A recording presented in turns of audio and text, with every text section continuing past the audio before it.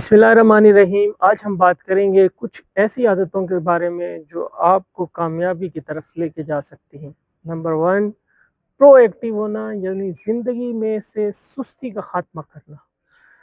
Number 2, पहले वो काम करना जो आपकी ज़िंदगी में सबसे ज़्यादा अहम हो, फ़ज़ूल कामों को छोड़ देना या कम अहम कामों को बाद में करना। नंबर 3, कोई भी काम शुरू करने से पहले उस पर होमवर्क करना।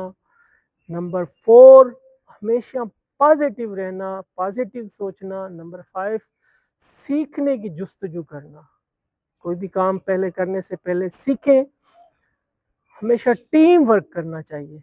टीम वर्क जो है वो आपको कामयाबी की तरफ लेके जा सकता है। नंबर 7 जो है, हमेशा नए स्किल्स सीखते रहना। एक काम में आप माहिर हो चुके हैं तो ज़िंदगी में दूसरा काम सीखें, दूसरा सीख चुके हैं तीसरा, यानी हमेशा सीखते रहना। ये एक चंद ऐसी आदतें हैं जो आपको कामयाबी दिला सकती हैं।